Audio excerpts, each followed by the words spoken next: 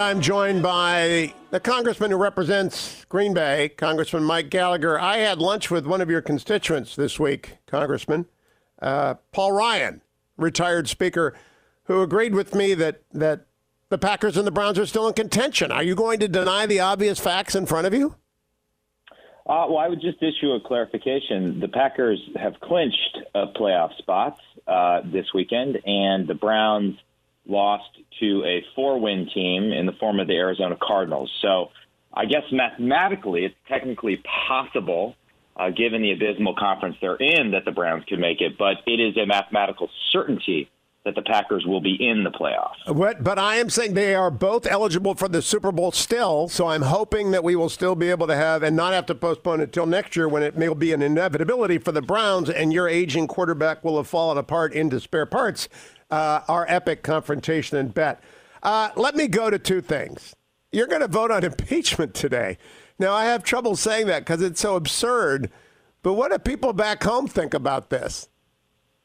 You know, you usually get a good sense from the district when things are very important. Certainly in the debate over health care a couple years ago, there was a palpable sense of concern. And I think in this case, I have been surprised at how absent that has been. It is a weird thing where even congressional Democrats, I believe, have already sort of understood that impeachment is going nowhere in the Senate. There is no energy behind it. There are at least 2 Democratic defections as a result. I think it will be interesting to see if any Democrats vote for one article of impeachment, but not the other. But I just feel like it is losing steam, not only in Northeast Wisconsin, but across Wisconsin. And the polling bears that out, too. I think the sentiment in my district and across Wisconsin is, first of all, what happened to Russia collusion, which we were told for 2 years was going to inevitably result in impeachment. I think, therefore, people are very skeptical of these new claims related to Ukraine and incredibly skeptical of anything Adam Schiff says or that James Comey says, having surrendered all of their credibility and cried wolf for 2 years. But I also think people just want us to focus on getting stuff done. I think the Democrats have chosen to sandwich impeachment between a appropriations bill and passage of USMCA to give their moderate members something to talk about besides impeachment when they get home. So it's an odd time, Hugh, where we're doing something very historic and I believe damaging. That sets a bad precedent. But it's almost an afterthought in many people's minds. Well, it's like a show within a show. I've been telling people this is a story within a novel and that this part of it is boring because we know the end of it, and it's not seriously undertaken, and it's been led by Adam Schiff, who is something of a joke. I mean, he is a joke. And therefore, I think it's going to hurt Democrats badly in November. I don't mean a little bit. I mean badly. I think President Trump is going to bring up the impeachment at every rally, including tonight's in Battle Creek, Michigan. What do you think?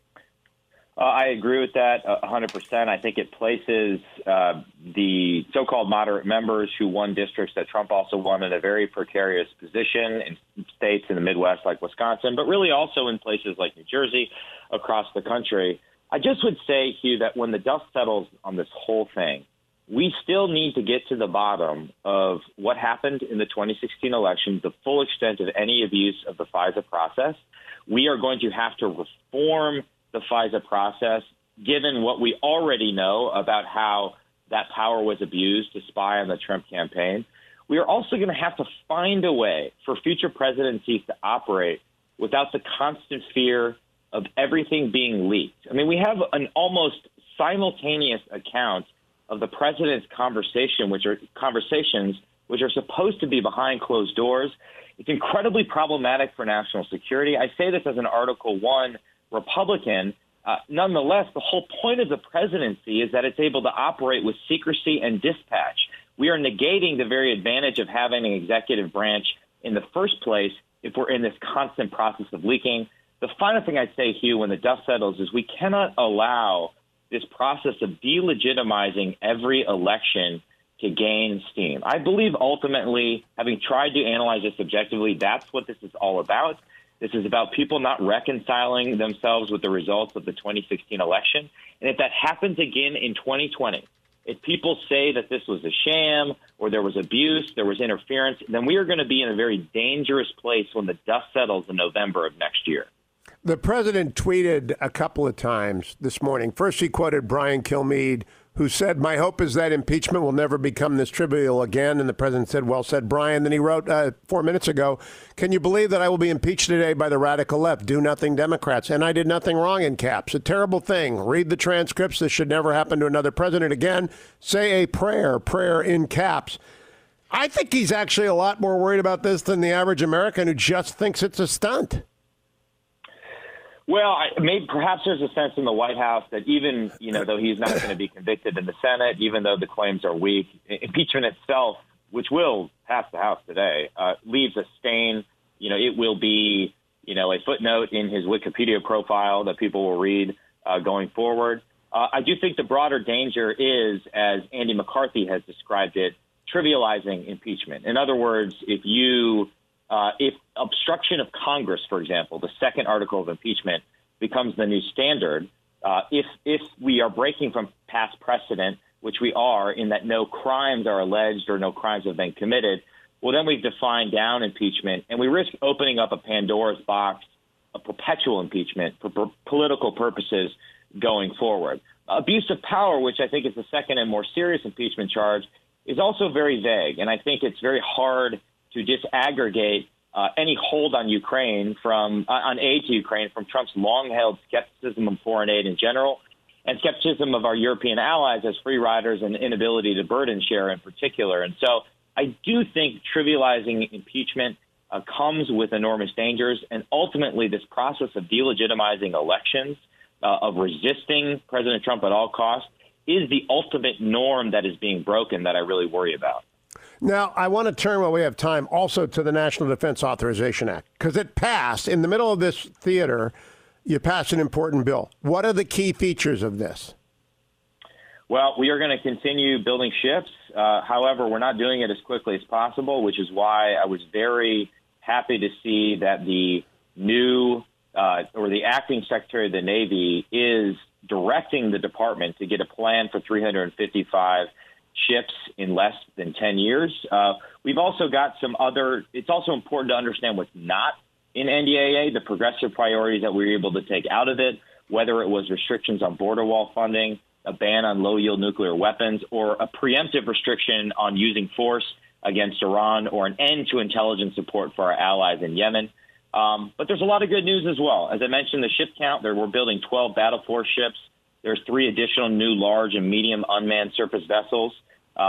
We also have provisions that I authored in there to assess DOD's ability to implement the National Defense Strategy, place restrictions on Commerce Department's ability to lift Huawei, an appendage of the Chinese Communist Party, from the entities list, a ban on risky DJI drones, that's Chinese Communist Party-controlled drones. This is a big win. There's a lot of things in the bill. It's a result of a year-long worth of work, and I'm glad we're able to get it done before we leave for the year. Expand on the drone thing? I didn't know about that. Basically, a Chinese company called DJI has a near monopoly on the commercial drone market. But like anything produced in East Asia, it comes with significant security risk. The chances are if you or your children have a drone or your neighbor has a drone, it's made by DJI. It's just something we haven't been able to build domestically here in the United States.